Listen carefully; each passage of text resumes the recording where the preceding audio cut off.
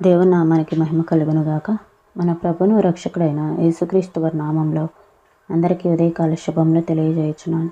ఈరోజు దేవుని వాగ్దానము న్యాయాధిపతులు 6వ అధ్యాయము 39వ వచనము. నీ కోపము నా మీద మండనీయకుము, ఇంకొక మారే ఆ బొచ్చు చేత శోధింపనిమ్ము. దేవుడు గిద్యోనుతోటి, నువ్వు నీ ద్వారా నేను నా ప్రజలను రక్షించాలి అనుకుంటున్నాను, ఇశ్రాయేలు ప్రజలను రక్షించాలి అని గిద్యోనుతో దేవుడు మాట్లాడినప్పుడు గిద్యోను గారు దేవుణ్ణి ఒక సూచన అడిగారు. ఏంటంటే అది కళ్ళెములో గొర్రెబొచ్చు ఉంచిన తర్వాత నేలంతా ఆరిపోయి ఉండగా ఆ గొర్రెబొచ్చు మీద మాత్రమే మంచు పడేటట్లుగా సెలవు ఇమ్మంటే దేవుడు అలానే చేశారు. తర్వాత ఆ బొచ్చును విడిచి నీళ్లతో పాత్ర నిండు వరకు ఆ బొచ్చు నుండి మంచును పిండెను. అప్పుడు మళ్ళీ గిద్యోను ఏమన్నాడంటే, నీ కోపము నా మీద మండనీయకము, ఇంకొక మారే ఆ బొచ్చు చేత శోధింపనిమ్ము అని నేల అంతటి మీద మంచు పడి ఉండగా ఆ బొచ్చు మాత్రమే పొడిగా ఉండనిమ్మని దేవునితో అనగా ఆ రాత్రి దేవుడు అలాగ చేసెను. నేల అంతటి మీద మంచు పడినను ఆ బొచ్చు మాత్రమే పొడిగా నుండెను. ఈ విధంగా గిద్యోను సూచనను అడిగితే అప్పుడు దేవుడు ఆ ప్రకారమే చేశాడు.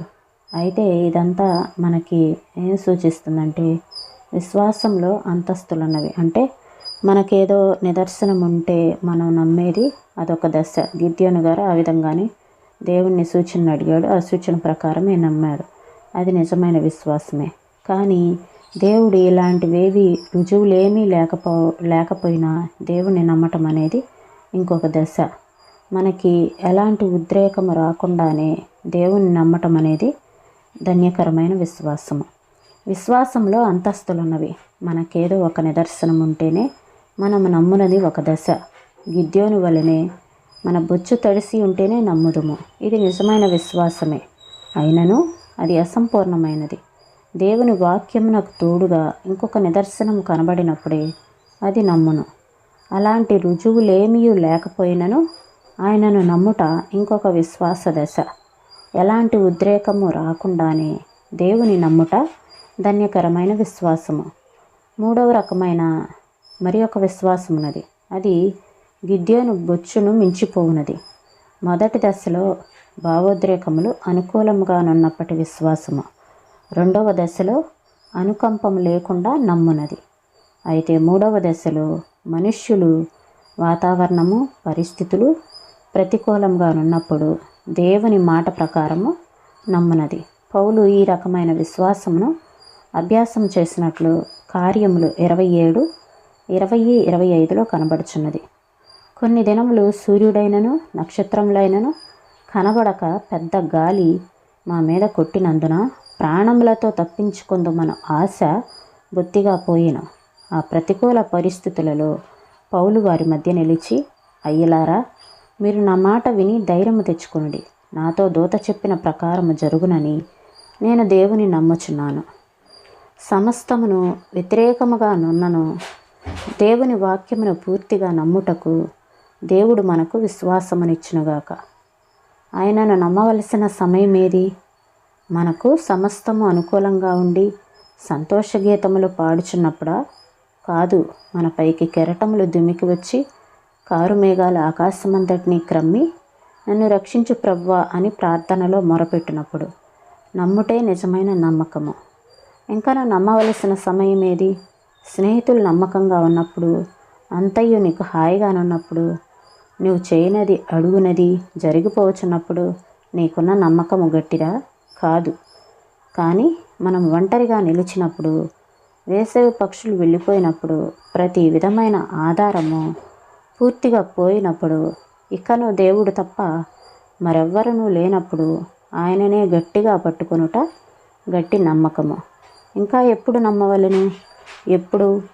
ఎప్పుడో రాబో కాలంలోన నీ మార్గంలో, నీ పద్ధతిలో ప్రయత్నించి విఫలుడవై విసిగి వేసారినప్పుడు నమ్ముట ప్రార్థించుట గట్టి నమ్మకమా? కాదు. ఈ క్షణమందు నీకున్న అక్కరలోనే, విరిగి నలిగి ఉన్న స్థితిలోనే నీ దేవుని నిజముగా నమ్ముటకు సరి అయిన సమయమే. ఇంకా మరెప్పుడు నమ్ముదువు? నీ నిరీక్షణ అధికముగానున్నప్పుడును, నీ కోరికలు సిద్ధించినప్పుడును, నీ సంతోషము సమృద్ధిగానున్నప్పుడును నమ్ముట గొప్ప సంగతియా? కాదు. మన సంతోషము మనల్ని వదిలి వెళ్ళిపోయినప్పుడును, మన దుఃఖము మన తలను వంచినప్పుడును, అంతయు చల్లగాను చచ్చి ఉన్నప్పుడును విశ్వసించి ఉండుట చక్కని సమయము. అప్పుడు అలాగూ నమ్మగలవా? ఈ మాటలను ప్రభువు మన వెనుకడిలో దీవించునుగాక. ప్రార్థన చేసుకుందామండి. స్తోత్రం తండ్రి, పరిశుద్ధుడా, ప్రేమ కలిగిన దేవా.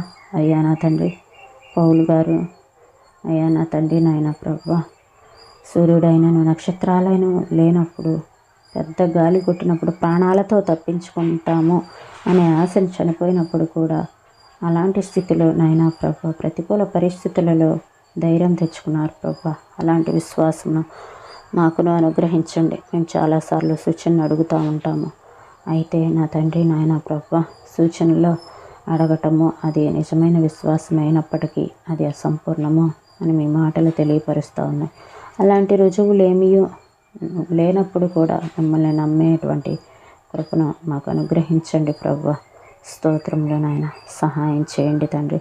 మా పరిస్థితులు అనుకూలంగా లేనప్పుడు కూడా, అలాంటి స్థితిలో కూడా మేము మిమ్మల్ని నమ్మి నాయన ప్రభు మీ యందు విశ్వాసం ఉంచడానికి మాకు సహాయం చేయమని, ఇటు కృపను మా అందరికీ దయచేయమని అడుగుచున్నాను ప్రభు. నీకు వందనాలు.